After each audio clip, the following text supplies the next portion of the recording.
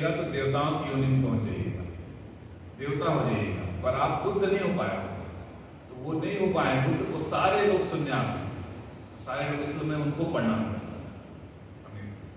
तो इसलिए कभी भी ध्यान कक्ष में जब आप होते हैं तो आपकी केवल उपस्थिति नहीं होती, यहाँ पर मैं जिनकी भी चर्चा कर रहा हूँ उनकी उपस्थिति होती है, सबकी उपस्थिति हो जाती है उस समय। इसलिए हम लोग कभी ध्यान को बंद नहीं करते। कोई न रहे, अगर स्वामी जी बाहर गए तो हीरा लाल और है हमारे, वो चलाएंगे पर वो ध्यान चलेगा, यहाँ पे ध्यान होगा, ध्यान का संगीत बजेगा। क्योंकि हमको बहुत सा चीज आंखों से दिखाई नहीं देता है जो कि यहाँ पे घट रहा है। बहुत सी चीजें आपको सूक्ष्म जगत का आपको पता ही नहीं है कि सूक्ष्म जगत में क्या हो रहा है, कैसी मीटिंग चलती है, कैसी बातें होती है, क्या होता है। धीरे धीरे धीरे धीरे बहुत आप संतों के पास बैठिएगा, उनके अनुभव के लाभ लीजिएगा, तब धीरे धीरे आपको ये चीजें पता चलनी चाहिए। ठीक है, तो अब संन्यास के बारे में किसी को पूछ रहे हैं? संन्यास के लिए आज संन्यास होगा शाम को, कितने लोग संन्यास दे रहे हैं? हाथ खड़े कर देते एक बार। 1 2 3 4 5 6 7 और 8 9 10 और बस।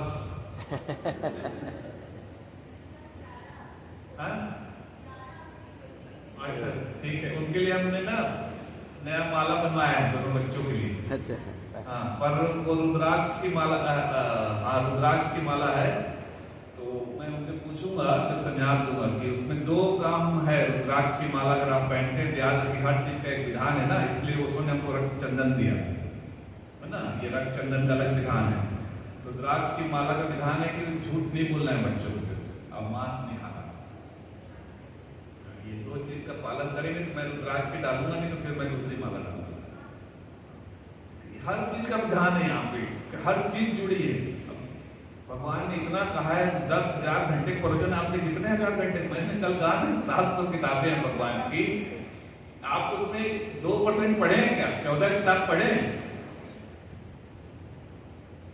केवल 2%, 14 किताब अगर आप पढ़े होंगे तब आपको थोड़ा सा भगवान 2% समझ में आएंगे।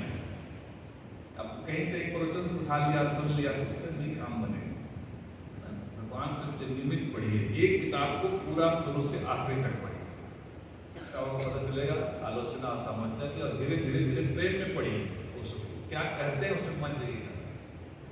मैं तो आपको बहुत भक्त होने के नाते यही कह सकता हूँ कि भाई उसके प्रेम में पढ़िए।